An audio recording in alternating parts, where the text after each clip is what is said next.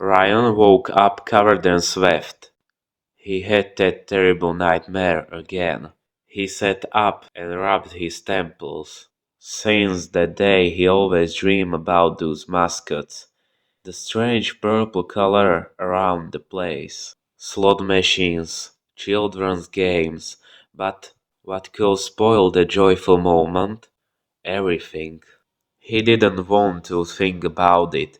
His friends are coming today, but they're making fun of him. But he got used to it. Orange and Ten just waited for them to come. He looked around his modest home and sighed. It's okay. You can handle it, he said to himself. Not much time passed and the bell rang. He put on a smile and went to open it, only to be greeted by Simon and Alex. They greeted each other and had coffee, but then came the worst debate, at least for Ryan. So you still dream of Shadowland? Simon laughed. You know, it bothers me, Ryan said. Also, do you still dream about the purple bear and the rabbit? Alex looked at Simon and his reaction surprised him. It's different, the guy, the children's expressions. He was my friend. Simon drank his coffee. Kit, I'm going to look there. No one was stopping Simon, so he took his friends, except Alex and Ryan. There were five of them: Dave, Camille, Marcus, Frank, and Simon. They parked Dave's sedan in front of a big old building. The building had many slot machines, tables, and a large stage. Besides, there were more attractions than the mirror maze.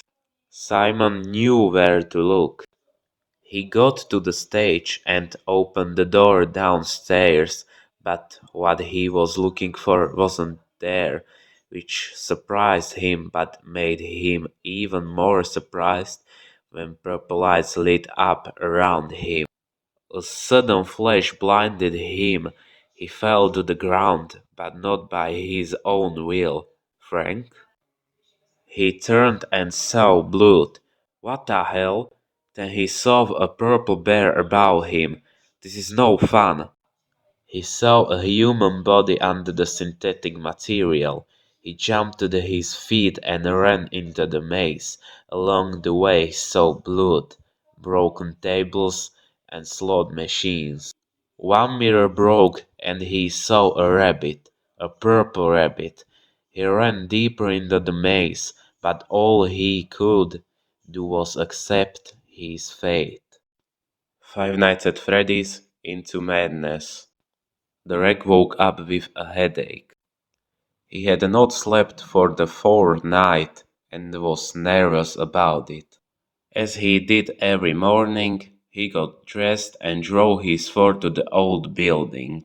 He got out and took a breath of fresh air before entering the building. He walked in and smelled something rotting again. Must be the mice, he thought. On the way to the office he thought about things like how the kids used to love it here and what happened here. When he arrived at the office, a strange feeling came over him. However, he did not pay attention to it, and so he concentrated only on his work, which is guarding this object. After an hour, when he almost went crazy from the silence, Matthew called him. It was his friend who had a better life than Derek, but Derek didn't envy him. They talked about this place. Oh, I'm probably going crazy, said Derek out of the blue. But that's just the theory, said Matthew. Derek laughed at his reaction. After the conversation, he realized it was almost time to go home. At home, he sprawled out on the couch and fell asleep. He was dreaming something. He heard laughter. He heard crying. Her saying something to him. Help me. Then he woke up. He woke up confused by his dream, but it was time to go to work, so he didn't think about it. Before leaving, his cell phone rang. The boss told him that the technician would come today to see if everything was working as it should.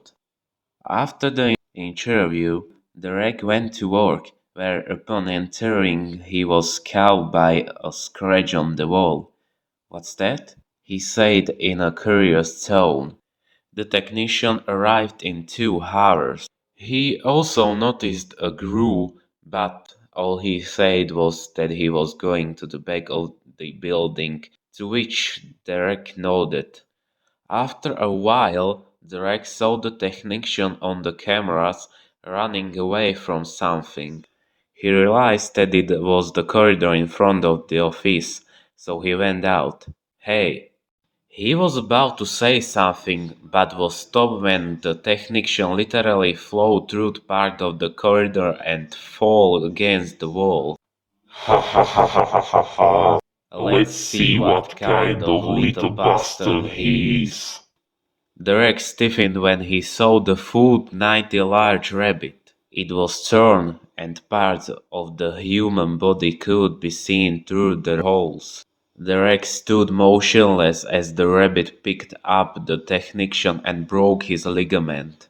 He got it. This is the attraction. Springtrap. He held his breath as the rabbit turned towards him and released the technician's body. Welcome to Fazbear Frights. Ha ha ha ha.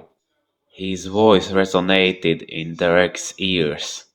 The rabbit reached up and took a step forward when out of nowhere flames shot out of the pipe cutting off the rabbit's path. "Shit!" Derek said as he quickly ran for the exit. The flames were spreading, but Derek managed to escape, whereupon he locked the door, got into his car, and drove home. In the morning, they put on the news. Fazbear Frights burned to ashes. Only ruins remain. But was everything destroyed? Ha ha ha ha ha ha. Five Nights at Freddy's. Bad decision. Carl was a mechanic in the field of robotics.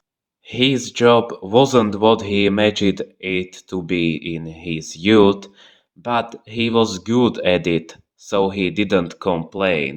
Today he decided to go to the dump to see if he could find some material there.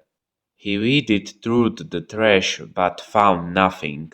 When he gave up, he saw a tangle of wires.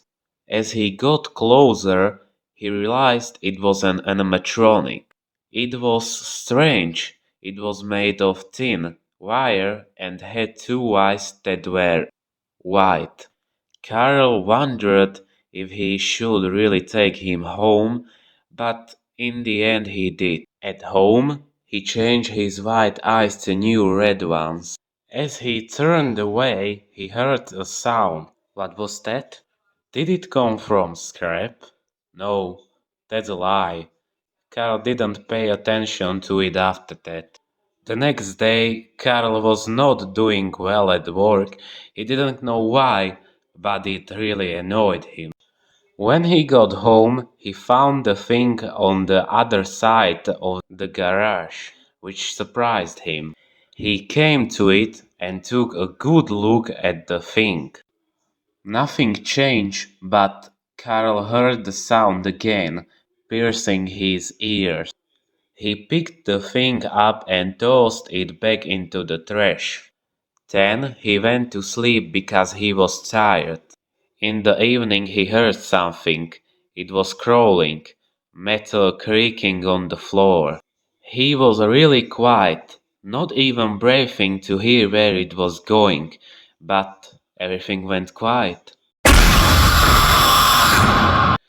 The thing lunged at him, wrapped itself around him like a snake.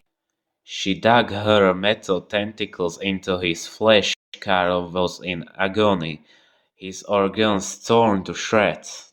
When he suddenly felt nothing. He was alive.